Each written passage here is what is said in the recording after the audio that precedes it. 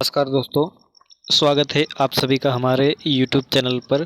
Friends, काफ़ी दिनों बाद मैं आज लेक्चर लेकर आया हूँ। ठीक है, तो आज हमारा जो लेक्चर रहेगा MPPSC मेंस की टेस्ट सीरीज चल रही है। MPPSC मेंस 2020 होने वाला है, 24 अप्रैल से 29 अप्रैल के बीच में होने वाला है। ठीक है, तो जो मेंस की प्रिपरेशन कर रहे हैं और जो मेंस देने वाले हैं, अगले बाद में भी जो देने वाले हो सकते हैं, उनके लिए भी यह बेनिफिशियल रहेगा। ठीक है, तो बताने की ज़रूरत नहीं है, VICS यानी Vivekananda Institute for Civil Services नामक कोचिंग की टेस्ट सीरीज़ का मॉडल आंसर है। ठीक है, तो मेंस की जो टेस्ट सीरीज़ होती है उसके आंसर्स कैसे हो सकते हैं, मॉडल आंसर्स कैसे हो सकते हैं, तो वही है इस बारे में, उसी के बारे में यहाँ इस लेक्चर में मैं आपको बताऊंगा। ठीक है, क्वेश्चंस कुछ है और पहला पेपर है। पहले पेपर का पहली और दूसरी यूनिट में से कुछ प्रश्न यहाँ पर डाले गए हैं, तो चलो शुरू करते हैं। ठीक है, मॉक टेस्ट का है, यहीं पर मैं मॉक टेस्ट दे रहा हूँ और आपके लिए यहाँ पर कुछ सुझाव आएंगे, जैसे सुझाव नहीं कहना चाहिए, निर्देश आएंगे। ठीक है, डायरेक्शंस कि यहाँ आपको सभी जो क्वेश्चन है करना ज़रूरी होता है। ठीक है, सभी करना होता है, पेपर आपको देना है तो आपको करना ही होगा। और प्रत्येक भाग में कुल 3 प्रश्न है। ठीक है, कुल कितने हैं? 3 प्रश्न है। 3 प्रश्न का मतलब यह नहीं समझना है कि आपको केवल 3 ही प्रश्न हैं और आप 5-10 मिनट में करके आ जाओगे। 3 पार्ट्स में डिवाइड किया गया है। एक पार्ट रहेगा, एक भाग रहेगा जिसमें आपको 15 प्रश्न करने रहेंगे। ठीक है, 3 नंबर के 15 प्रश्न आते हैं। ठीक है, तो 15 किया 45 हो जाएगा, 45 नंबर के, जो कि आपको लगभग 10-12 शब्दों में लिखने होते हैं। फिर आपके लिए रहेगा 10 प्रश्न ऐसे आएंगे जो 5 नंबर के रहेंगे। ठीक है, 10 प्रश्न 5 नंबर के रहेंगे, तो 10 पंजे 50, तो कितने हो गए? 45 और 50 मिलाकर आपके साथ हो जाते हैं, आपके सामने हो जाता है 95 यानी 95। उसके बाद जो बचते हैं 11 नंबर के, आपको फिर 5 प्रश्न आएंगे। ठीक है, 11 पंजे 55, तो इस तरह से आपके 150, यानी आपका जो पेपर होगा 2 पार्ट में होता है। यह टेस्ट सीरीज़ में तो आपको अभी पार्ट वाइज करवाया जाता है, तो मैं पार्ट वाइज आपको यहाँ डिलीवर करवाऊँगा। एबिलिटी आएगा तो उसका भी मैं करवा दूँगा। ठीक है, तो यहाँ पार्ट वाइज मतलब 150 नंबर का ही पेपर होगा। तो शुरू करते हैं, बात कम करते हैं। यहाँ पर मॉडल आंसर्स ये काफ़ी अच्छा बनाता है VICS। ठीक है, यहाँ पर आप देख सकते हो, पहला प्रश्न है हमारा, यहाँ पर लिखा ही है पहला प्रश्न कि निम्नांकित प्रश्नों के उत्तर आपको 10 और 20 शब्दों में लिखने हैं। ठीक है, 20 शब्द नहीं हो पाते, वैसे 3 लाइन दी हुई है फॉर्मेट जो MPPSC ने निकाला हुआ है, तो 10 या 15 शब्द मान सकते हैं। ठीक है, कोई कोई 20 भी लिख सकता है। चलो तो शुरू करते हैं। पहला वाला हमारा प्रश्न है गांधार कला। ठीक है, हिस्ट्री का प्रश्न है, यानी जो इतिहास में आर्ट्स एंड कल्चर कहते हैं, जिसे कला और संस्कृति नाम का चैप्टर होता है हिस्ट्री का, तो उसमें आपको गांधार कला नाम की एक शैली मिलेगी। ठीक है, तो गांधार कला शैली क्या है? जैसे द्रविड़ शैली, नागर शैली और बेसर शैली आपने पढ़ी होगी, जो कि मंदिर के निर्माण से संबंधित है। ठीक है, मंदिर बन गया। अब ये गांधार कला क्या है? गांधार कला रिलेटेड है मूर्तियों के निर्माण से संबंधित। ठीक है, मूर्ति कला एक अलग चीज़ है, मंदिर निर्माण कला एक अलग चीज़ है। ठीक है, तो जो गांधार कला क्या है, ग्रीक बौद्ध शैली। ठीक है, ग्रीक यानी यूनान की मंदिर निर्माण शैली है, और फिर बौद्ध धर्म से रिलेटेड जो भी गांधार शैली मूर्ति निर्माण शैली है, उन दोनों के मिश्रण से बनी हुई है क्या? गांधार शैली। ठीक है, और जिसमें यहाँ लिखा ही हुआ है कि बौद्ध धर्म से संबंधित यथार्थवादी मूर्तियों का निर्माण किया गया। ठीक है, यथार्थवादी मतलब क्या होता है? जिसमें यथार्थ का यानी वास्तविकता का अंकन किया जाता है। ठीक है, तो इसमें जो बुद्ध है, गौतम बुद्ध को उन्होंने बिना कपड़ों के बताया हुआ है, यानी उनके शरीर को ज़्यादा दिखाया गया है। जैसे ग्रीक शैली में क्या है, एक अपोलो नाम के एक यूरोप के देवता होते हैं, अपोलो को ज़्यादा हैंडसम दिखाया जाता है और उनके शरीर सौष्ठव को ज़्यादा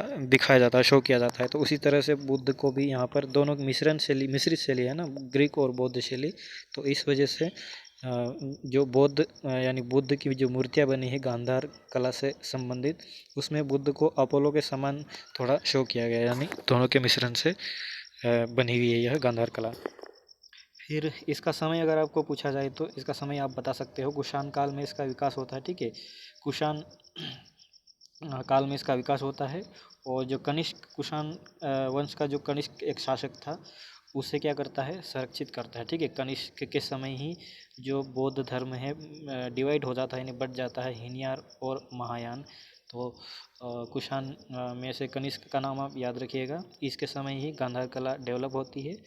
और कौन सा वंश है, कुषाण काल। ठीक है, और इसमें काले स्लेटी पत्थरों का इस्तेमाल किया गया है। ठीक है, जो गांधार कला मूर्ति कला है, तो जिस मूर्तियों का निर्माण किया गया है उसमें काले स्लेटी पत्थरों का इस्तेमाल यानी पत्थरों का प्रयोग किया गया। स्लेट का मतलब क्या होता है, आप बचपन में जब आप पढ़े होंगे तब आपके हाथ में स्लेट, ठीक है, हमारे समय में स्लेट आती थी लिखने के लिए। ठीक है, तो वही जो स्लेट एक पत्थर होता है उससे बनी होती थी हमारी पट्टी, जिस पर हम लिखते थे। ठीक है, तो उसी काली स्लेटी पत्थर से बुद्ध की भी मूर्तियाँ बनी हुई है। और पश्चिम उत्तर भारत में प्रसार है इसका। ठीक है, पश्चिम उत्तर भारत यानी जो भारत का कश्मीर है, राजस्थान है, हरियाणा है, और इवन पाकिस्तान, अफगानिस्तान में भी आपको गांधार कला से रिलेटेड मूर्तियाँ मिल जाएगी। ठीक है, इस तरह से हमारा यह वाला प्रश्न हो जाता है। इतने ही 3 ही लाइन में आपको लिखना होता है, इनफ है।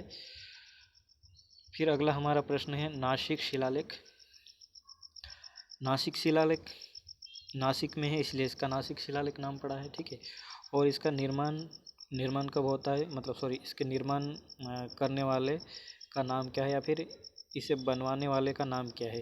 तो इनको बनवाने वाले का नाम है गौतमी बलश्री। ठीक है, गौतमी बलश्री माँ है। ठीक है, तो जो सातवाहन वंश था उस समय बनाया, सॉरी, इसको स्थापित किया गया, यानी इस शिलालेख का निर्माण हुआ।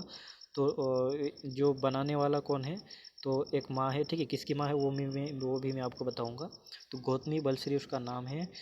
और जो शासक है, ठीक है, जिसकी मैं माँ की बात कर रहा हूँ, जिसकी माता जी की बात कर रहा हूँ, तो शासक का नाम है सातवाहन शासक गौतमी पुत्र सातकर्णी। ठीक है, गौतमी पुत्र सातकर्णी नामक जो रूलर है यानी शासक है किसके, सातवाहन वंश के, उनके बारे में यह शिलालेख है, नासिक अभिलेख।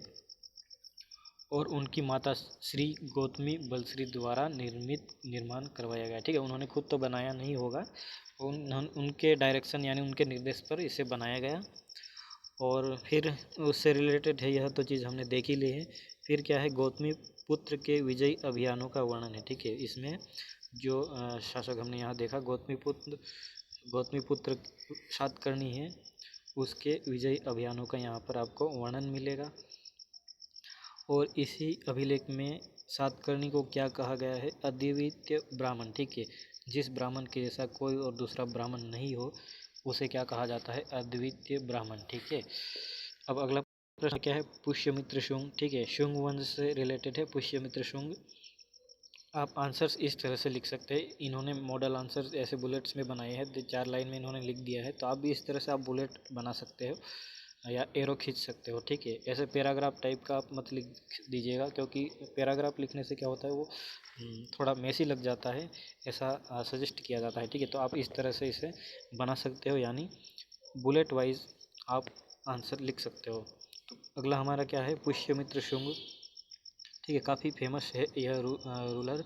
क्या है इसके बारे में, शुंग वंश का संस्थापक। ठीक है, पुष्यमित्र शुंग शुंग वंश का संस्थापक है। इसकी जो राजधानी थी, ठीक है, इसकी राजधानी विदिशा जो मध्य प्रदेश का वर्तमान में एक जिला है भोपाल के पास में, वह क्या था, पुष्यमित्र शुंग की एक राजधानी थी, उसके शासन की एक राजधानी थी।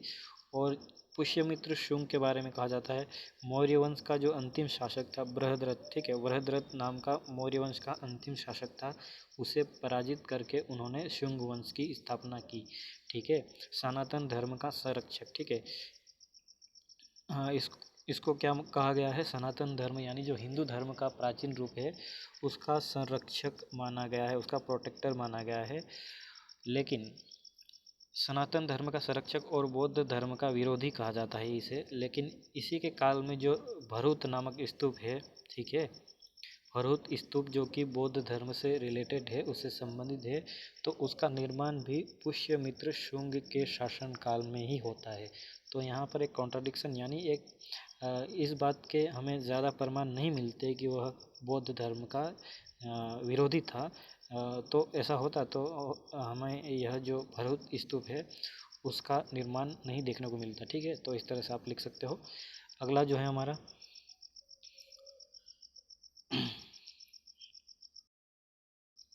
इस तरह से यहाँ पर इन्होंने क्या दिया है, 5 प्रश्न दे दिए हैं। यहाँ 15 प्रश्न आपको 3 प्रश्न दिए हुए हैं। आगे आएंगे 3 मार्कर के जो प्रश्न है आगे भी आएंगे, लेकिन जो इन्होंने पैटर्न बनाया है वैसे आयोग का पैटर्न क्या है कि आपको 15 जो 3 मार्कर के नंबर है 15 एक ही सीक्वेंस में दे दिए जाएंगे।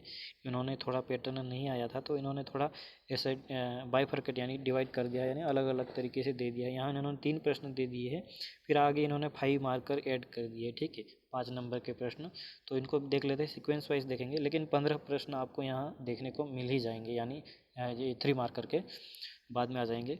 तो अगला हमारा क्या है प्रश्न, 5 मार्कर यानी 5 नंबर का वाला पहला प्रश्न है इस पेपर का। क्या है, ये 50 शब्दों में लिखने का होता है। ठीक है, जो 5 नंबर का आपको प्रश्न आएगा वह हड़प्पा सभ्यता के पतन में पर्यावरणीय कारकों की भूमिका स्पष्ट कीजिए। ठीक है, हड़प्पा सभ्यता के पतन के कारणों में आपको काफ़ी ऐसी चीज़ें देखने को मिल जाएंगी, जैसे आर्यों का आक्रमण है या फिर दूसरी ऐसी कोई सी भी चीज़ है। तो वहाँ पर हमें यहाँ आर्यों का आक्रमण तो नहीं बताना है, कारण सिर्फ कारण पूछा जाता तो लिख सकते थे, लेकिन यहाँ आपको पर्यावरणीय कारकों की भूमिका लिखना है। ठीक है, जो एनवायरमेंटल फैक्टर्स है, पर्यावरणीय कारक है, उसके कारण हड़प्पा सभ्यता का पतन हो गया, उसके बारे में ही आपको लिखना है। ठीक है, तो ऐसे ही कारण आपको देखने को मिलेंगे। तो यहाँ निम्नलिखित है, ऐसा करके आप लिख दीजिए, फिर आप आगे बढ़ोगे। बाढ़, ठीक है, बाढ़ क्या है, एक पर्यावरणीय कारक है जो कि हड़प्पा सभ्यता के पतन का कारण बना। तो इसे बाढ़ का जो कारण बताने वाला है कौन है, इतिहासकार मार्शल। ठीक है, ऐसे इतिहासकारों के नाम आपको पता होना चाहिए कि किस इतिहासकार ने कहा है यह कारक है हड़प्पा सभ्यता के पतन का। तो जो मार्शल है उन्होंने कहा है, मार्शल के अनुसार सभ्यता के पतन का प्रमुख कारण जो रावी और सिंधु नदी है, ठीक है, वहाँ पर प्रवाहित होती है रावी और सिंधु नदी में बाढ़ आना है। ठीक है, तो रावी और सिंधु नदी का नाम आप याद रखिएगा। जो रावी नदी है, ठीक है, उसके ऊपर आपको हड़प्पा नामक जो एक स्थल है, हड़प्पा सभ्यता के जो स्थल अनेक है वह आपको बहुत सारी नदियों के किनारे ही मिलेंगे। तो जो हड़प्पा है, हड़प्पा जो सबसे पहला स्थल मिला था रावी नदी के किनारे पर है, और सिंधु नदी के किनारे पर क्या है, मोहनजोदारो। ठीक है, जिसे मृतकों का टीला कहा जाता है, सिंधु नदी के किनारे था। तो इन दोनों नदियों के किनारे बड़े शहर थे, तो इनमें बाढ़ आ जाने के कारण सभ्यता पतन की ओर अग्रसर हो गई। फिर अगला कारण क्या है, अगला कारण है भूकंप। ठीक है, भूकंप आज भी आते रहते हैं, उस समय भी आते रहते थे।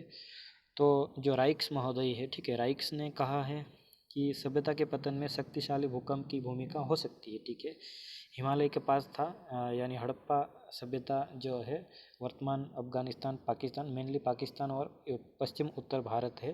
तो हिमालय के गिरिपद यानी हिमालय के फुट हिल में, यानी जो निचला क्षेत्र है पास में ही, वहाँ पर अवस्थित होने के कारण भूकंप के आने की संभावना हो सकती है। ठीक है, यह कारण बताया गया है।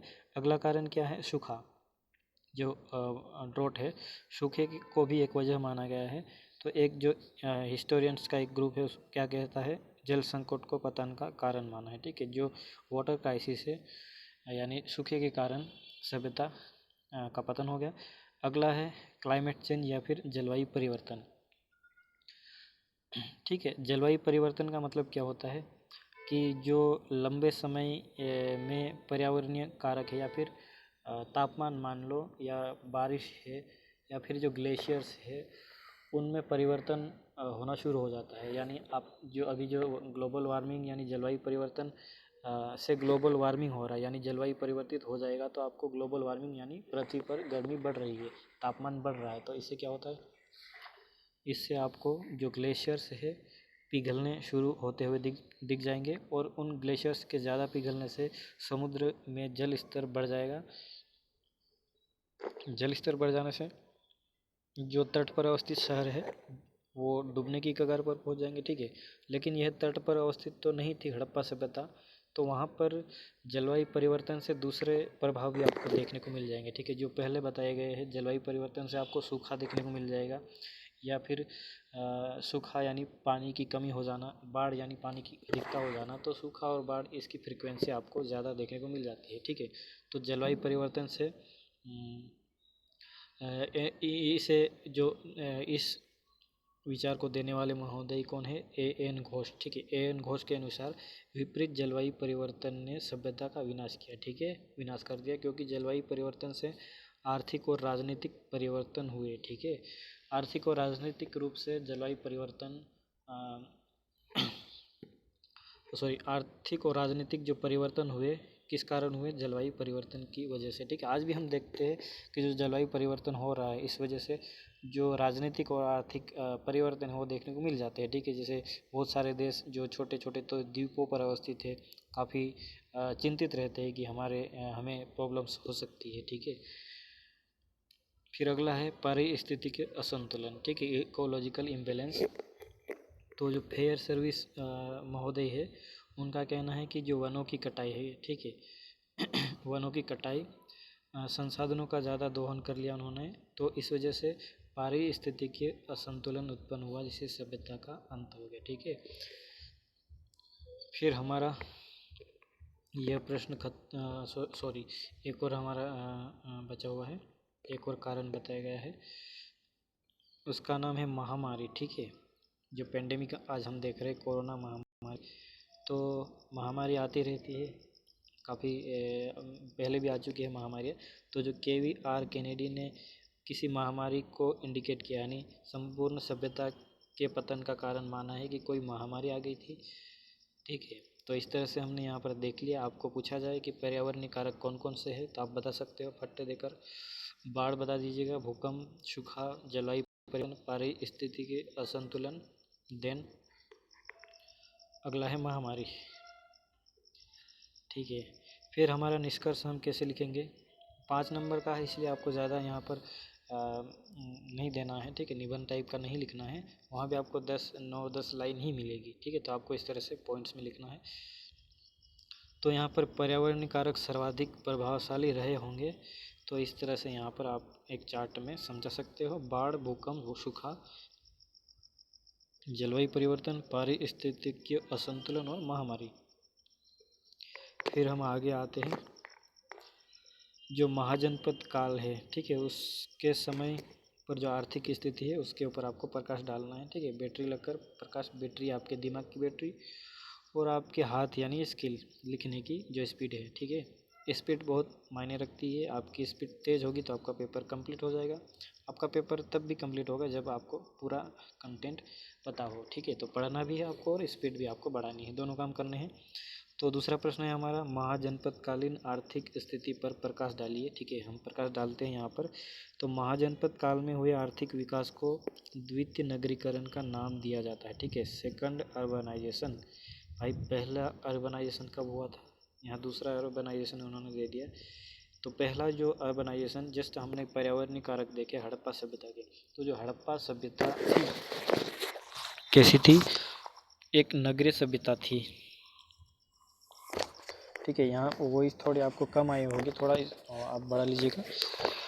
तो जो पहला नगरीकरण है हड़प्पा सभ्यता में आपको देखने को मिल जाता है। दूसरा नगरीकरण आपको देखने को मिलता है महाजनपद काल में। ठीक है, तो इस घटना में आपको जो मेन चीज़ देखने को मिलती है, आर्थिक स्थिति के बारे में आप देख रहे हैं ना, इसलिए आपको आर्थिक विकास को नगरीकरण के थ्रू ही देखना होगा।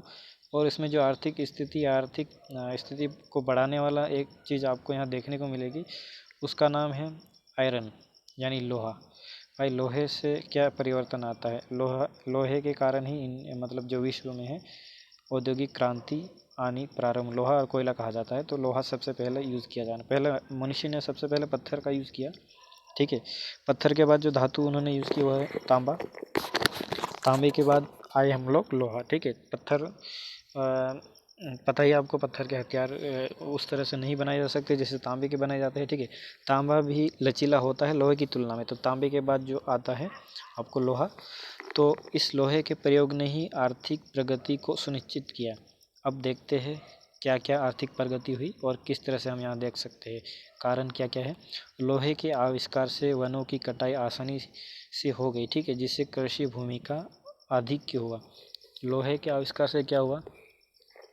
जो वनों की है कटाई, ठीक है, जंगल थे उनकी कटाई आसानी से हो गई। ठीक है, फिर उन लकड़ियों का इस्तेमाल किसी और चीज़ में कर सकते थे, और वहाँ पर जो ज़मीन खाली होती है उससे एग्रीकल्चर लैंड का डेवलपमेंट होता है, यानी कृषि भूमि का आधिक्य हो गया, यानी बढ़ गई।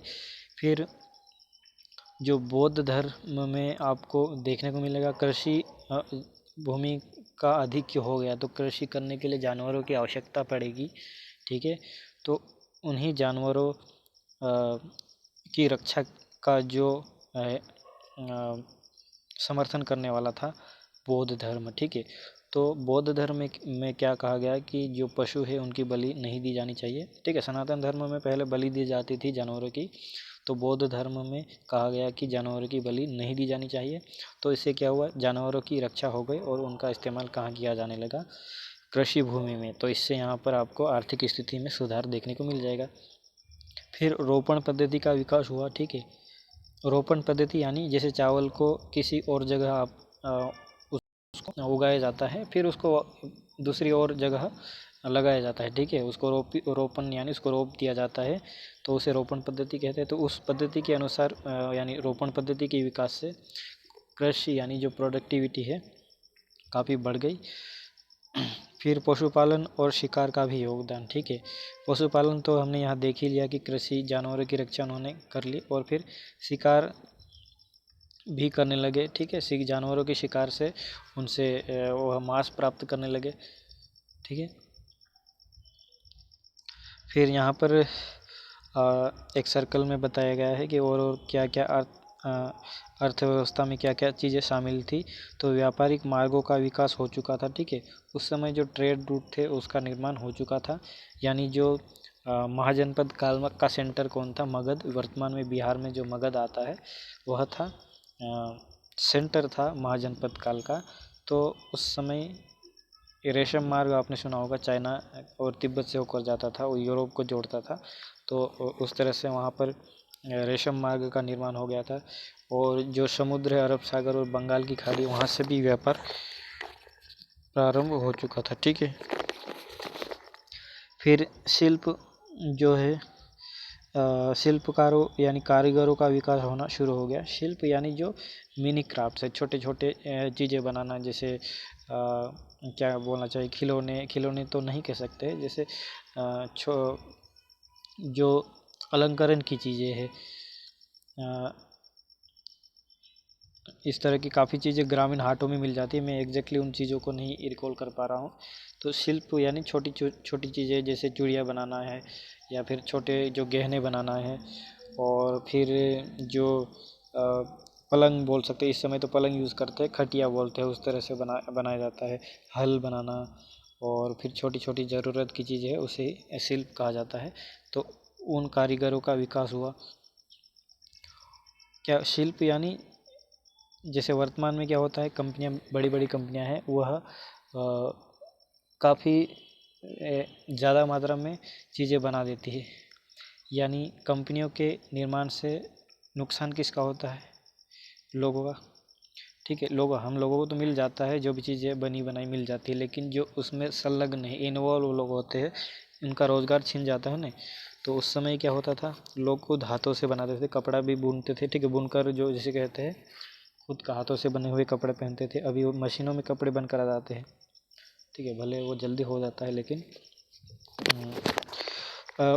जो रोज़गार है काफ़ी लोगों का छीना जा चुका है। फिर बेहतर कानूनी व्यवस्था, महाजनपद काल में आपको कानून व्यवस्था ज़्यादा बेहतर रूप में मिलेगी। फिर व्यापारिक विनिमय केंद्र, ठीक है, यानी जो ट्रेड एक्सचेंज रूट सेंटर बने हैं, व्यापार करने के जो क्षेत्र है उनका निर्माण हुआ, यानी जो शहर है उसका डेवलपमेंट होता है। फिर अतिरिक्त अनाज का उत्पादन, ठीक है। कृषि ज़्यादा होने लगी और लोहे का इस्तेमाल होने से कृषि ज़्यादा होने लगी। कृषि के ज़्यादा होने से जो अतिरिक्त अनाज है उसका उत्पादन होता है। फिर धातु मुद्रा का चलन, ठीक है। पहले क्या होता था कि आप मुझे गेहूँ दे दीजिएगा, मैं आपको चावल दे देता हूँ। तब इस तरह से वस्तु विनिमय, यानी आपको जो ज़रूरत है वो मेरे से ले लो, और मुझे जो ज़रूरत है वो आप मुझे दे दो, इस तरह से एक्सचेंज होता था। लेकिन उस समय क्या हो गया, धातु मुद्रा का चलन, यानी जो मुद्रा है, करेंसी है, धातु की, लोहे की, तांबे की, सोने की, चांदी की बननी शुरू हो गई। फिर लोहे के इस्तेमाल से बाद में युद्ध सामग्री का निर्माण, ठीक है। युद्ध सामग्री का निर्माण होने से क्या हुआ कि जो राज्य है उनके पास हथियारों की संख्या ज़्यादा हो गई, और जो भी वो आक्रमण कोई करता था या फिर वे खुद करते थे तो उन्हें जो विजय मिलने जीत मिलने की जो संभावना है ज़्यादा बढ़ गई, और इस तरह से उनके राज्य में स्थायित्व यानी स्टेबिलिटी आनी शुरू हो गई। ठीक है, इस तरह से हमारा यह वाला प्रश्न हो जाता है। फिर अगला प्रश्न हमारा 200 शब्द वाला है, यानी 11 नंबर का है। ठीक है, 11 नंबर का एक प्रश्न है। तो क्या कहता है 11 नंबर वाला प्रश्न हमारा, अशोक के धम्म नीति उसके व्यक्तिगत आस्था से अधिक तात्कालिक परिस्थितियों से प्रेरित थी। ठीक है, अशोक के बारे में आपने पढ़ा ही होगा। अशोक की जो धम्म नीति है, ठीक है, तो व्यक्तिगत आस्था यानी उसका पर्सनल फेथ से अधिक तात्कालिक परिस्थितियों से प्रेरित थी। क्या व्यक्तिगत आस्था से प्रभावित होकर उन्होंने जो धम्म नीति घोषित की थी, लाई थी, या फिर उस समय जो करंट यानी तात्कालिक परिस्थितियाँ थी इस वजह से उसे लाना पड़ा? तो इसी को हमें यहाँ समझाना है। तो मॉडल आंसर क्या कहता है हमारा, अशोक के धम्म नीति को समझाने के लिए उसके शिलालेखों का अध्ययन सबसे बेहतर माध्यम है। ठीक है, उसके जो शिलालेख है उससे समझ सकते हैं हम अशोक की अगर धम्म नीति को जानना चाहे तो। उनके 14 शिलालेख आपको प्रमुख मिलते हैं, तो उसमें अलग अलग शिलालेख में अलग अलग उन्होंने वर्णन किया है। तो धम्म के संदेश वाहकों को साम्राज्य के बाहर भेजने से पहले, यानी जो धर्म, ये धर्म का मतलब है जो उस समय का जो शब्द है धर्म ही है। ठीक है, तो धम्म के संदेश वाहकों को साम्राज्य के बाहर भेजने से पहले स्पष्ट संदेश देता था। अशोक की धम्म का जो संबंध है किसी विशेष धार्मिक विश्वास से नहीं है। ठीक है, उन्होंने स्पष्ट संदेश दिया। जो धम्म का संदेश लेकर बाहर श्रीलंका गए थे, चाइना गए थे, ठीक है, कोरिया गए थे, तो उन्हें स्पष्ट कहा गया था कि आप जो संदेश लेकर जा रहे हो इसका किसी धर्म से संबंध यानी इस धर्म के विश्वास से जुड़ाव नहीं है। अगला क्या है, अतः हम मान सकते हैं कि अशोक का धर्म कोई धर्म नहीं था। ठीक है, अशोक का जो धर्म है धर्म नहीं था और ना ही कोई शाही सिद्धांत था, बल्कि वह उस समय की तात्कालिक सामाजिक, धार्मिक व राजनीतिक व्यवस्था के अनुसार एक समान नागरिक संहिता थी। ठीक है, एक यूनिफॉर्म सिविल कोड जो वर्तमान में हम इंडिया में सुनने को देखते हैं। आर्टिकल 44 में article number 44 of constitution of India में आपको समान नागरिक संहिता के बारे में मिल जाएगा। तो उसी तरह से अशोक के धर्म को भी हम यहाँ पर मान सकते हैं, यानी जो भी नियम विधि विधान है सभी पर एक समान रूप से लागू होंगे, उसे ही कहा जाता है समान नागरिक संहिता। तो हमें यहाँ बताना है कि कोई धर्म से संबंधित धर्म नीति नहीं थी। तो हम यहाँ परिस्थितियाँ देख लेते हैं पहले। सामाजिक आर्थिक परिस्थितियाँ, उस समय की सोशो इकोनॉमिक जो स्थिति परिस्थितियाँ थी क्या क्या थी। व्यापारिक मार्गों का संरक्षण, ठीक है, व्यापारिक मार्गों का संरक्षण उन्हें करना था। ठीक है, व्यापारिक मार्गों के संरक्षण से और धम्म नीति से क्या संबंध है, क्योंकि जो धम्म नीति लागू करने से एक समान नागरिक संहिता आ जाएगी, यानी सभी लोगों में एक रूपता लाना था उसके राज्य में।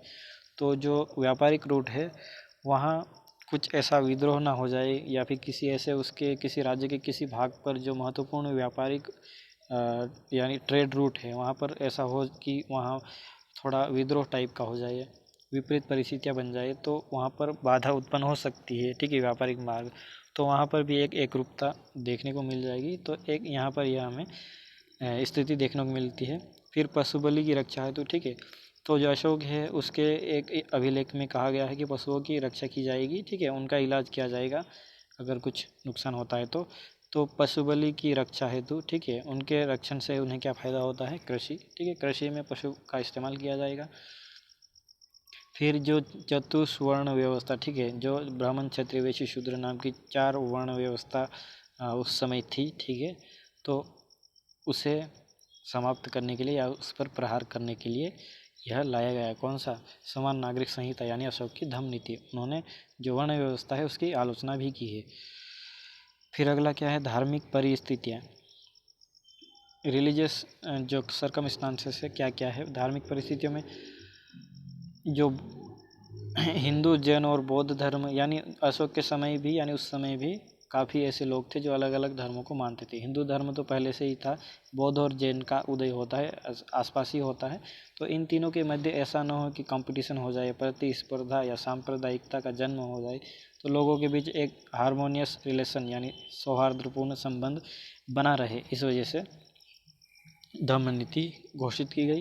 राजनीतिक परिस्थितियों में हम देख सकते हैं वृहद क्षेत्र के एकीकरण हेतु, यानी अशोक का जो साम्राज्य था या मौर्य साम्राज्य था काफ़ी बड़ा था। ठीक है, मौर्य साम्राज्य यानी मौर्य काल में ही जो इंडिया का सबसे पहला एकीकरण होता है, भारत एक वृहद भारतवर्ष के रूप में नज़र आता है मौर्य काल से ही। तो इतने बड़े क्षेत्र के एकीकरण हेतु एक क्या होना चाहिए, एक सामाजिक नियमों की सोशल कंडक्ट यानी सामाजिक संहिता की आवश्यकता होनी चाहिए।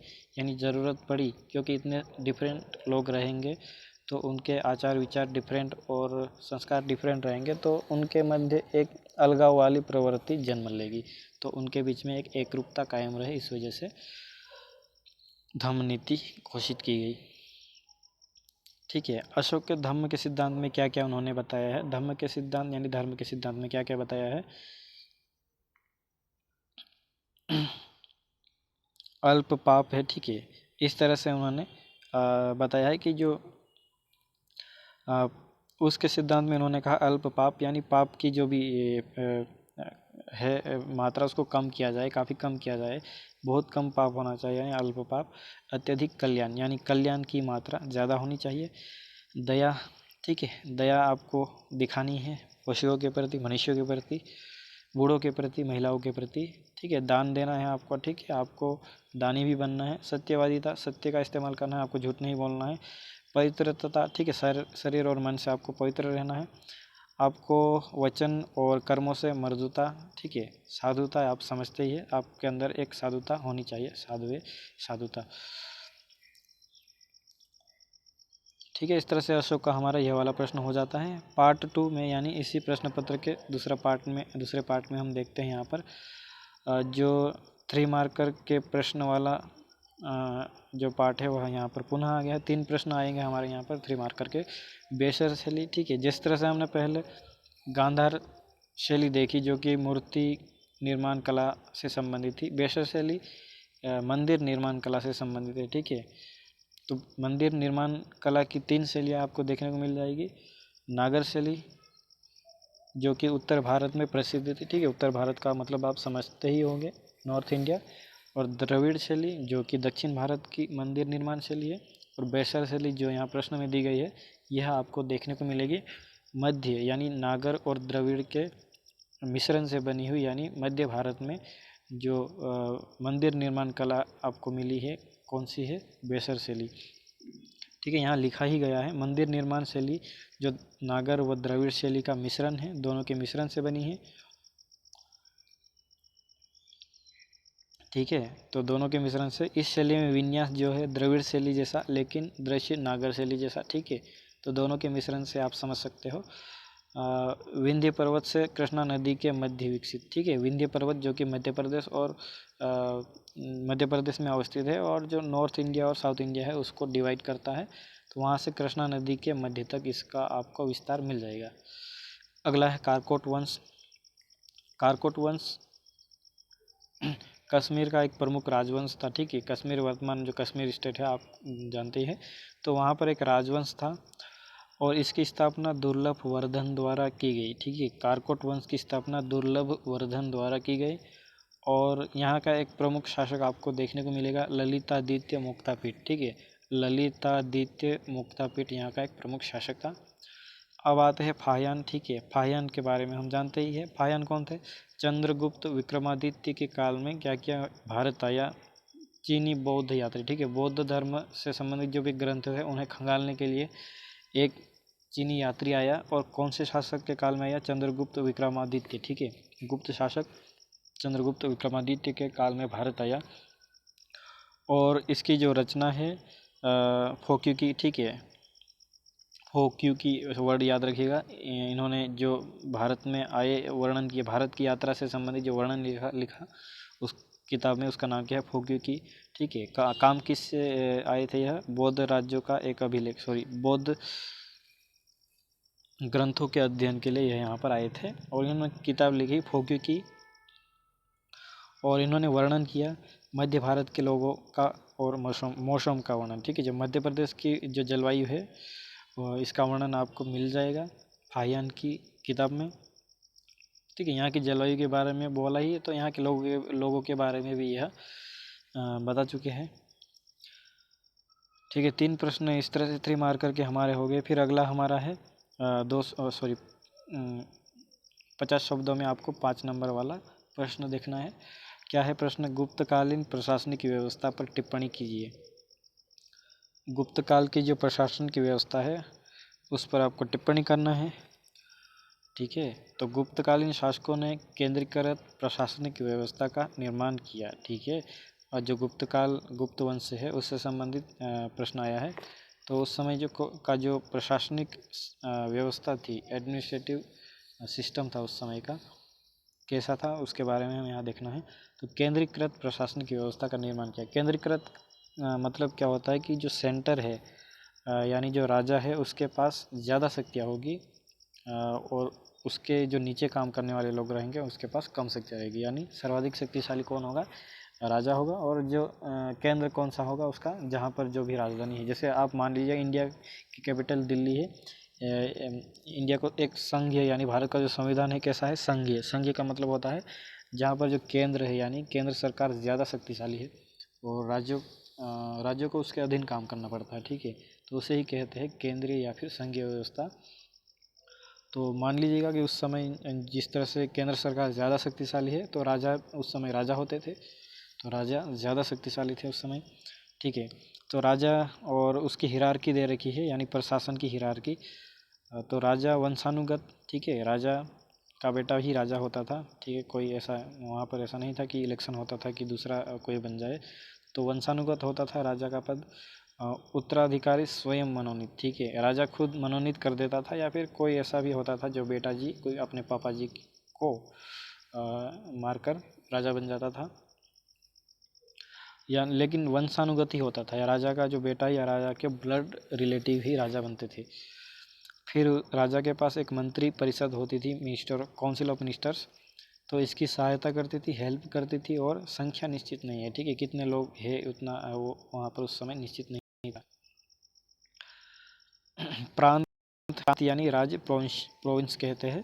तो मुक्ति के रूप में साम्राज्य परिभाषित। ठीक है, वर्तमान में क्या राज्यों के रूप में डिवाइड होता है देश, फिर जो राज्य जिलों के रूप में विभाजित होते हैं। तो उस समय जो प्रांत है मुक्ति के रूप में विभाजित होता है। यहाँ पर जो अधिकारी है उसको नियुक्त किया जाता था। ठीक है, एक अधिकारी का नाम है गोप। ठीक है, गोप का नाम याद रखिएगा।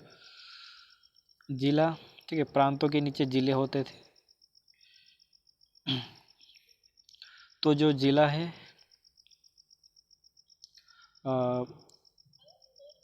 वहाँ पर आपको विषय के रूप में मुक्ति का विभाजन मिलेगा। ठीक है, जो पहले हमने एक प्रांत किस तरह रूप में देखा, प्रांत को हम मुक्ति यहाँ पर कह रहे हैं। तब जब उसी मुक्तियों को डिवाइड करेंगे, यानी जो जिले हैं उसे विषय कहा गया उस समय प्रांत को मुक्ति कहा गया।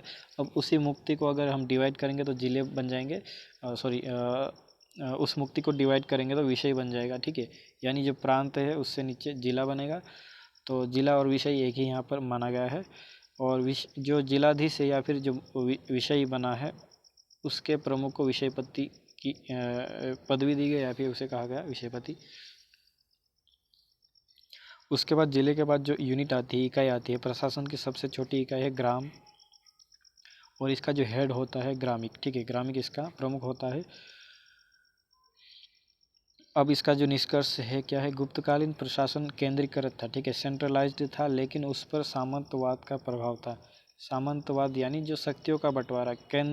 केंद्रीकरण का मतलब होता है शक्तियाँ एक जगह एकत्रित होना, एक ही जगह पर होना।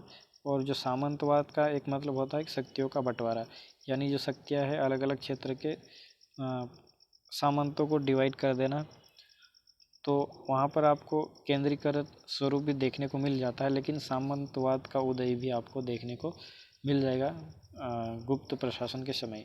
ठीक है, अगला प्रश्न है हमारा 5 नंबर का, साउथ इंडिया से रिलेटेड है, यानी चोलकालीन स्थानीय प्रशासन पर लघु निबंध लिखना है। ठीक है, चोल काल के समय जो लोकल गवर्नेंस थी एडमिनिस्ट्रेशन था उसके बारे में आपको लिखना है। तो चोल शासकों ने 9वीं 12वीं शताब्दी तक शासन किया, ठीक है, यानी 800 से लेकर 1100 तक, ठीक है, 800 से लेकर 1100 तक शासन किया।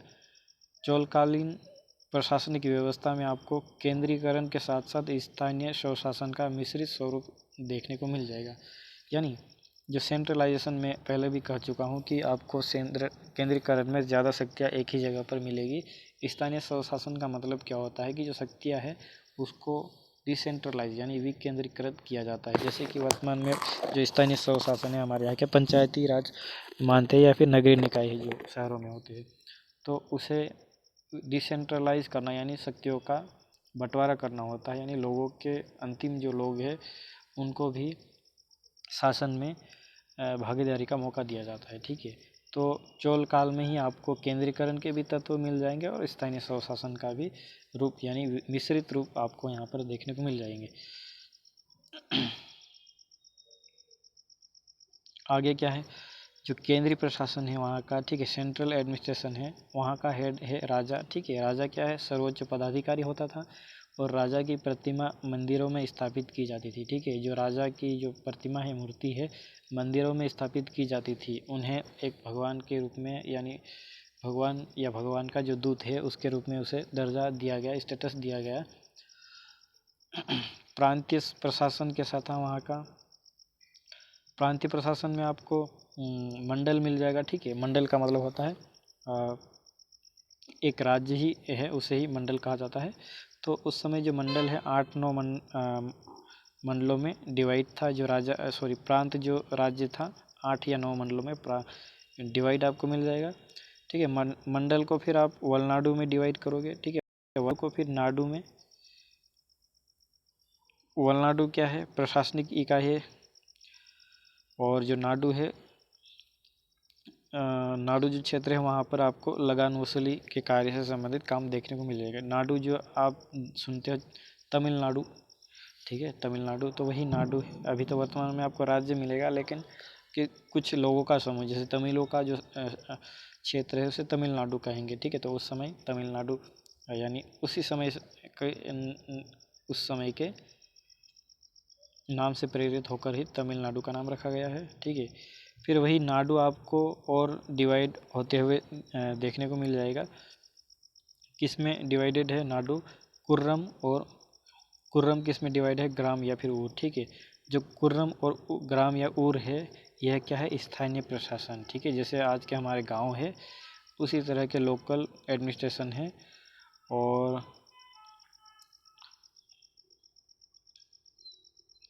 और इसके बारे में जो जानकारी है सर अभिलेख है वहाँ पर मिलती है स्थानीय प्रशासन की, ठीक है। स्थानीय प्रशासन यानी चोल काल में जो स्थानीय प्रशासन है उसकी जानकारी हमें कहाँ मिलती है, सर अभिलेख में, ठीक है। यहाँ पर फिर कुछ अधिकारियों के नाम दिए गए हैं। उच्च श्रेणी का अधिकारी होता है, ठीक है, ए ग्रेड का जो अधिकारी होता था उसका नाम पेरुंदम, ठीक है, पेरुंदम है, ठीक है। उच्च श्रेणी का अधिकारी पेरुंदम कहलाता था और जो लोअर श्रेणी का जो अधिकारी है सिरुंदम कहलाता था, ठीक है। अब आते हैं अगले प्रश्न की ओर। 11 नंबर का हमारा प्रश्न है अगला, कनिष्क कुषाण शासकों में सबसे महान शासक था। आप इस कथन से कहाँ तक सहमत है, ठीक है, कब तक सहमत है बोल रहा है, लेकिन कहाँ तक सहमत है कि कुषाण शासकों में कनिष्क सबसे महानतम शासक था। तो उसके कुछ कारण हम यहाँ देख सकते हैं। कनिष्क कुषाण वंश का एक प्रतापी शासक था, ठीक है, कोई दो राय नहीं, जिसने एक बड़े साम्राज्य का निर्माण कर सशक्त प्रशासन और अर्थव्यवस्था का निर्माण किया, ठीक है।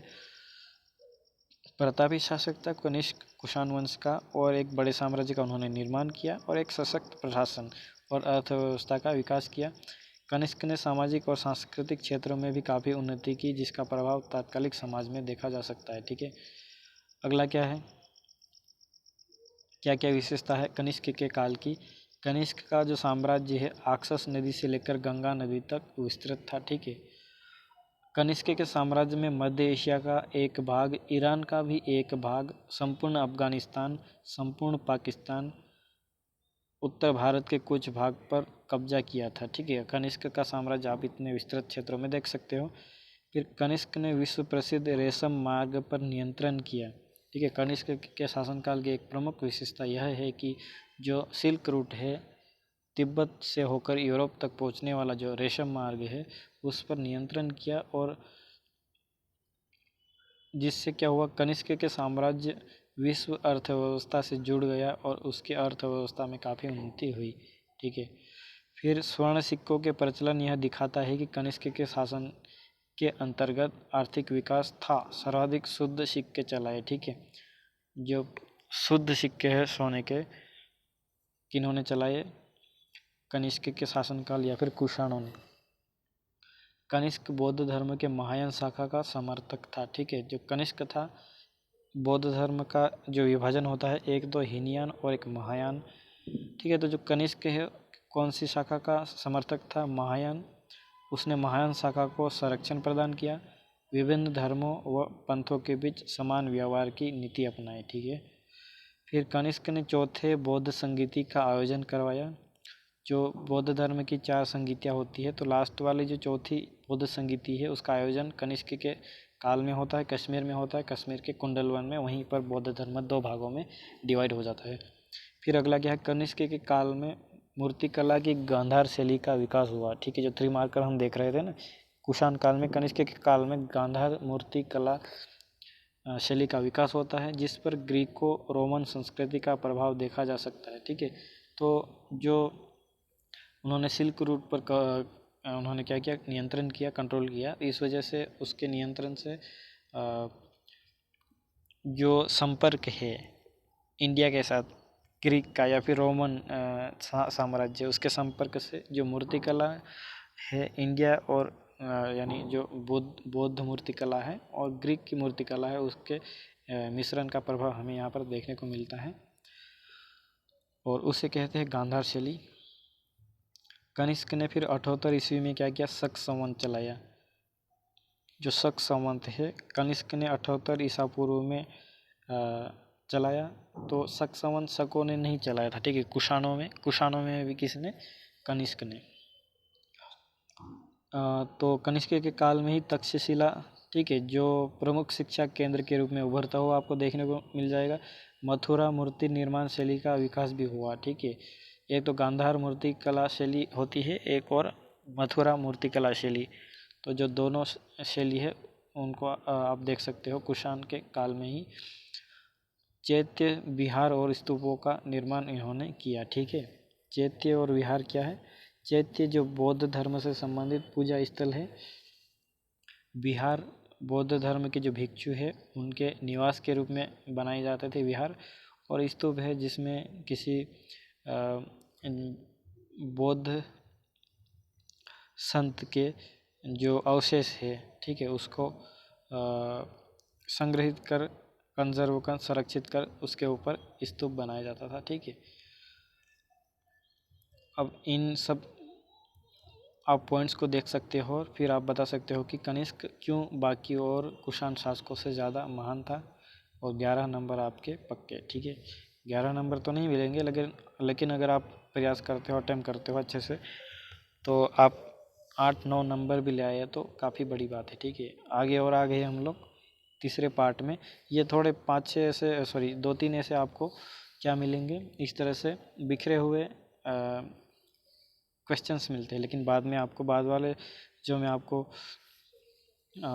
बताऊंगा मॉडल आंसर्स दूसरे सब्जेक्ट के, उसमें आपको सीक्वेंस वाइज जैसे आयोग पूछेगा वैसे ही दिया हुआ मिल जाएगा। ठीक है, और मैं थोड़ा अच्छा वहाँ पर बढ़िया क्वालिटेटिव तरीके से बताने का प्रयास करूँगा। यहाँ पर मैं थोड़ा होमवर्क थोड़ा कम किया हूँ, और मैं रात के 11 बजे यहाँ बैठा हुआ हूँ, थका भी हुआ हूँ मैं। ठीक है, लेकिन हम यहाँ पर कंप्लीट करेंगे इसे। फिर हम आते हैं यहाँ पर अगले प्रश्न की ओर। आईने अकबरी 3 नंबर का है, 3 मार्कर है। आईने अकबरी, इसके रचनाकार कौन है? अबुल फजल। ठीक है, अबुल फजल इसके रचनाकार है। कौन सी भाषा में लिखा गई है आईने अकबरी? फारसी भाषा में। ठीक है, फारसी भाषा में, उर्दू, हिंदी, ठीक है, इस तरह से अलग अलग भाषाएं आपको, अरबी, इस तरह से भाषाएं आपको देखने को मिल जाएगी। ठीक है, तो आपको याद रखना है फारसी भाषा में है आईन अकबरी। वर्णन क्या है, इसमें क्या लिखा है भाई, अकबर अकबरकालीन प्रशासन और समाज के बारे में इन्होंने लिखा है। ठीक है, आईन अकबरी यानी अकबर का नाम ही है, तो अकबर का जो काल है उसके समय के प्रशासन और समाज के बारे में इन्होंने लिखा है।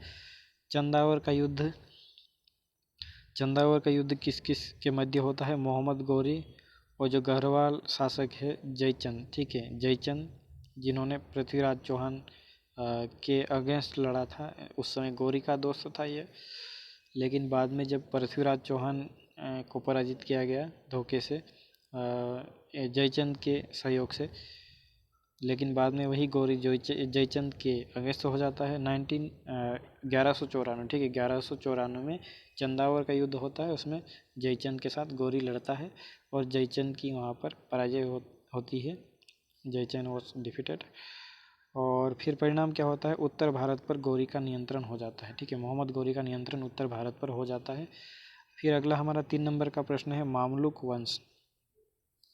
मामलुक वंश क्या है, तो मामलुक का अर्थ है गुलामी से मुक्ति। ठीक है, जो गुलाम वंश हम कहते हैं ना, 1206 में कुतुबुद्दीन ऐबक जो बनता है पहला शासक गुलाम वंश का, तो उसी गुलाम वंश को मामलुक वंश भी कहा जाता है। ठीक है, आप तो उसी से जोड़ लीजिएगा। तो मामलुक का अर्थ है गुलामी से मुक्ति, गुलाम वंश था लेकिन गुलामी से मुक्त हो गया। ठीक है, शासक बन गए तो फिर कौन से गुलाम भाई, तो मामलुक का अर्थ होता है गुलामी से मुक्ति।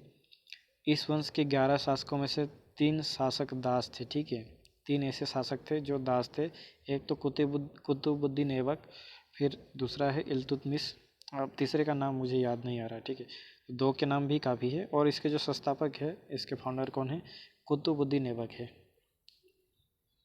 अब आते हैं हम एक और 50 शब्द वाले प्रश्न यानी 5 नंबर वाले प्रश्न की ओर। क्या है हमारा प्रश्न, पानीपत के पहले युद्ध में यानी प्रथम युद्ध में बाबर की विजय के प्रमुख कारणों को समझाना है आपको। तो पानीपत का जो पहला युद्ध है, बाबर की सैन्य कुशलता, ठीक है, जो मिलिट्री स्किल है और कुशल कूटनीति का यानी उसकी जो डिप्लोमेसी है उसका परिणाम था। ठीक है, सैन्य कुशलता और कुशल कूटनीति उसका परिणाम था। और इब्राहिम लोदी की असफलता के कारण, ठीक है, विपरीत दे दिया, बाबर की विजय के कारण और इब्राहिम लोदी की असफलता के कारण, दोनों एक ही हो जाएगा। तो इब्राहिम लोदी की जो कूटनीति है, ठीक है, क्या थी उसकी कूटनीति कि अपने भारतीय राज्यों से समर्थन प्राप्त नहीं था। इब्राहिम लोदी खुद भारतीय राज्यों से उलझा हुआ था, तो उनका समर्थन प्राप्त नहीं था। जो अफगान और भारतीय राजपूत शासक है, ठीक है, लोदी के साथ नहीं आए। ठीक है, जो इब्राहिम लोदी अफगान मूल का था, तो अफगान और भारतीय जो राजपूत शासक है लोदी के साथ नहीं आते। फिर इब्राहिम की जो सैन्य दुर्बलता है, ठीक है, सैन्य दुर्बलता भी यहाँ आपको देखने को मिल जाएगी। इब्राहिम लोदी को सैन्य रणनीति का ज्ञान नहीं था। ठीक है, जो स्ट्रेटेजी मिलिट्री स्ट्रेटेजी है उसका ज्ञान नहीं था, सैन्य रणनीति का ज्ञान नहीं था। इब्राहिम की सेना भी प्रशिक्षण प्राप्त नहीं थी, संख्या बल अधिक होने के बाद भी पराजित हो गया। ठीक है, संख्या बल ज़्यादा है बाबर की सेना से इब्राहिम लोदी की सेना का, लेकिन सैन्य रणनीति का ज्ञान नहीं था अच्छे से। इब्राहिम की सेना भी प्रशिक्षण प्राप्त नहीं थी, तो यही एक कारण हो सकता है बाबर की विजय का और इब्राहिम लोदी की असफलता का कारण। फिर इब्राहिम लोदी की अनुभवहीनता, ठीक है, एक्सपीरियंस नहीं था उनको किस चीज़ का, इब्राहिम लोदी को पूर्व में युद्ध का विशेष अनुभव नहीं था। ठीक है, लड़ने का ज़्यादा ज्ञान नहीं था उसको, अनुभव नहीं था, ज्ञान क्या चीज़ है। युद्ध मैदान में निरंतरता व रणनीति का अध्ययन, ठीक है, उसमें कमी किस चीज़ की थी, युद्ध मैदान में अगर कंसिस्टेंटली वह लड़ता तो उसे अनुभव होता या फिर रणनीति बनाने का उसे आइडिया होता, लेकिन ऐसा नहीं था। अब आते हैं बाबर की सफलता के कारण। इब्राहिम की असफलता के कारण इब्राहिम जो नहीं कर सकता था उसके बारे में पॉइंट्स देखे। अब बाबर क्या किया इस वजह से उसे विजय मिली, तो बाबर का तोप खाना, ठीक है, तोप खाने का सबसे पहले इस्तेमाल बाबर ने ही किया था ऐसा कहा जाता है। तो बाबर के पास विशाल तोप खाना था, ठीक है, गोले छोड़े जाते थे वहाँ से। इब्राहिम के जो सैनिक भयभीत हो चुके होंगे कि ये क्या आ रहा है, उनको पता ही नहीं होगा कि तोप खाना क्या होता है, तो उनके पास यह तकनीकी थी बाबर के पास। उस समय जो तोप चलाने वाले तोपची थे, ठीक है, तुम बड़े तोपची हो, ऐसा करके मुहावरा बोला जाता है ना, ठीक है, जो तोप चलाते हैं। तो उस्ताद अली और मुस्तफ़ा जैसे तोपची उनके पास थे। इब्राहिम के पास तोपखाने का अभाव था, ठीक है, उनके पास अभाव था। तोपों को फिर तुलगमा युद्ध नीति एक खास युद्ध नीति है, ठीक है, 3 मार्कर में भी आ सकता है, लेकिन यहाँ पर बाबर की सफलता में आपको मिल जाएगा तुलगमा युद्ध नीति, ठीक है। तुलगमा युद्ध नीति क्या है? जो तोप है, तोपों को निर्धारित दूरी व दिशा में लगाना, कि यानी किस डायरेक्शन में लगाना है और कितनी दूरी तक लगाना है, ताकि उनका जो निशाना है सटीक जाए और उसका इफेक्ट पड़े। तो सेना की व्यवस्थित मोर्चाबंदी करना, ठीक है, मोर्चाबंदी यानी सैनिकों को किस तरह से जमाना है, यह तुलगमा युद्ध नीति में आपको देखने को मिल जाएगा। तो तुलगमा युद्ध नीति किससे संबंधित है? तो आप बता सकते हो बाबर से। तो बाबर की सेना को विजय की प्राप्ति कैसे होती है? 12 अप्रैल को बाबर की सेना पानीपत पहुंचती है, ठीक है। फिर लेकिन युद्ध कब होता है? 21 अप्रैल को प्रारंभ हो गया। तो उसकी जो सेना है काफ़ी पहले पहुंच चुकी थी, तो उनको ज़्यादा तैयारी करने में अच्छा समय मिल गया। फिर अगला हमारा प्रश्न है 5 नंबर का, 50 शब्दों में मुगलकालीन प्रशासनिक व्यवस्था पर प्रकाश डालना है। मुगल काल की जो प्रशासनिक व्यवस्था है, केंद्रीय प्रशासन, सेंट्रल एडमिनिस्ट्रेशन क्या है? सबसे पहले तो राजा है, यानी बादशाह है, ठीक है। तो बादशाह क्या होता है? एक अंतिम कानून निर्माता। बादशाह ने जो कानून बनाया है और उसे मानना होगा, ठीक है, और उसका डिसीजन वही करेगा। शासन का व्यवस्थापक होता है बादशाह, और न्यायाधीश का भी काम करता है और सेनानी का भी, ठीक है। न्याय भी वही करेगा आपको, और लड़ाई करने के लिए भी अंतिम जो विकल्प है राजा ही रहेगा। फिर राजा के नीचे आता है वकील, ठीक है। वकील यानी आज का जो वकील होता है उसे नहीं, एडवोकेट को नहीं कह रहा है। संपूर्ण जो प्रशासन है उसका पर्यवेक्षण, ठीक है, सुपरविजन करता है, पर्यवेक्षण करता है। तो अब सिर्फ अकबर के समय जो वकील था उसका ठीक है, इसमें वकील भी कहा जा सकता है, उसका नाम वजीर, प्रधानमंत्री कहते हैं वर्तमान में उसे। तो वकील या फिर वजीर दोनों वर्ड इसके लिए इस्तेमाल किए जा सकते हैं। वैसे वजीर इस्तेमाल ज़्यादा किया जाना चाहिए, वकील कर दोगे तो हो सकता है चेक करने वाले का मूड खराब हो जाए, ठीक है। संपूर्ण प्रशासन का क्या होता है? यह पर्यवेक्षक होता है। तो बैरम खां जो प्रोटेक्टर था, यानी वो वजीर था अकबर के समय, इसका नाम आप याद रखिएगा।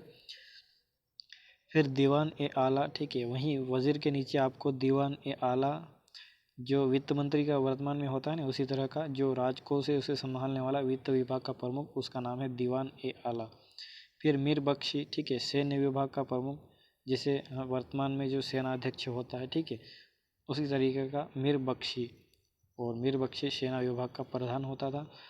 मुहतसिब, ठीक है, मुहतसिब जनता के नैतिक आचरण की रक्षा, ठीक है, जो जनता है नैतिक आचरण का पालन कर रही है या नहीं, इस तरह के चीज़ों को देखने वाला है मुहतसिब। फिर अगला क्या है? दीवान ए समा। दीवान ए समा मतलब क्या है? प्रांतीय प्रशासन प्रमुख, ठीक है, जो प्रांत है उसके प्रशासन का प्रमुख है, और राज्य के कारखानों का भी प्रमुख, ठीक है। दीवान ए समा जो राज्य के यानी कारखाने हैं उस राज्य के, उसका प्रमुख भी है दीवान ए समा। अगला क्या है? नजुब, ठीक है, नजुब या फिर सूबेदार।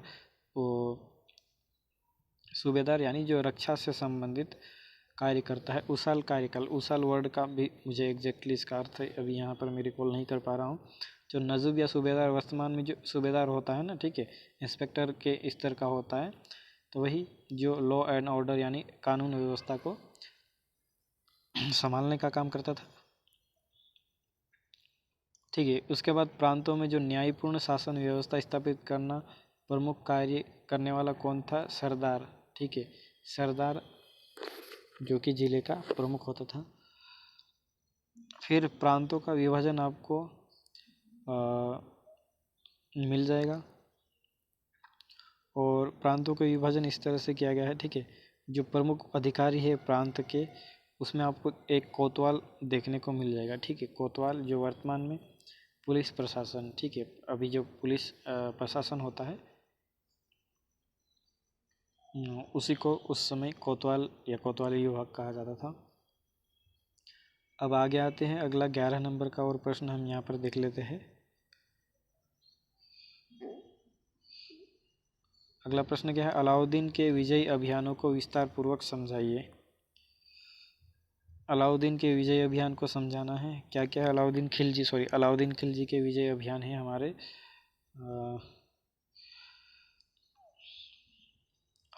अलाउद्दीन के बारे में कहा जाता है कि एक सशक्त प्रशासन और मजबूत सैन्य व्यवस्था का निर्माण किया। ठीक है, अलाउद्दीन के बारे में पूछा जाए तो सबसे पहली चीज़ यह है कि उसके पास जो प्रशासन था ज़्यादा सशक्त था और जो सैन्य व्यवस्था है, मिलिट्री उसका सिस्टम है, काफ़ी मजबूत था।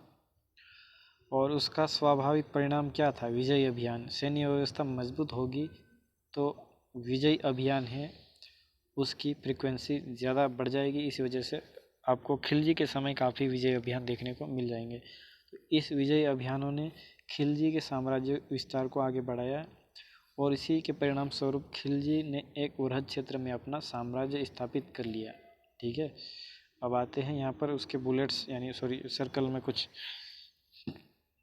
कारण देख सकते हैं। मजबूत सैन्य व्यवस्था, ठीक है, स्ट्रॉन्ग मिलिट्री सिस्टम, विजय अभियान, ठीक है, साम्राज्य का विस्तार और वृहद साम्राज्य की स्थापना। ये ऐसे पॉइंट्स हैं जो उसके विजय अभियान आपको बता सकते हैं।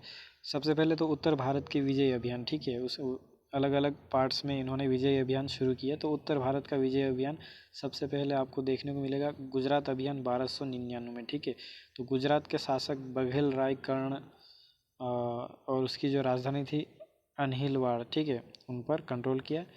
फिर अलाउद्दीन का जो सेनापति क्या नाम है, उलुग खां और नुसरत खां, ठीक है, उलुग खां और नुसरत खां ने अनहिलवाड़ पर नियंत्रण किया और गुजरात विजय में ही उन्हें एक काफूर मिलता है, मलिक काफूर नाम का एक बंदा मिलता है, ठीक है, जिसे किन्नर कहा गया। तो किन्नर था, उसे इसके बारे में पता नहीं कहा गया है। तो वही मालिक काफूर आपको यहाँ पर मिलता है गुजरात विजय में। और वही मालिक काफूर बाद में आपको दूसरे विजय अभियान है अलाउद्दीन खिलजी, वहाँ पर आपको जाता हुआ मिल जाएगा।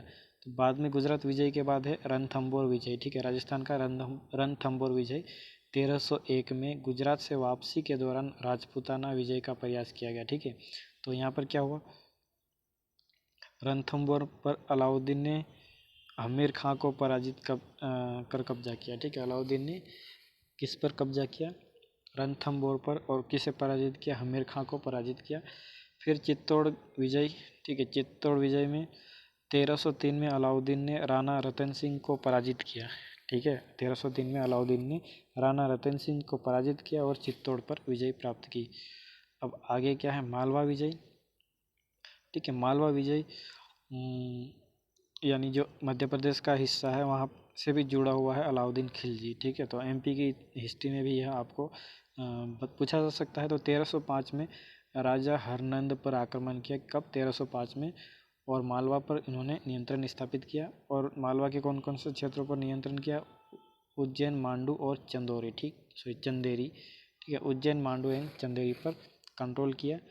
उसके बाद मारवाड़ विजय, मारवाड़ राजस्थान विजय, राजा शीतलदेव से संधि कर,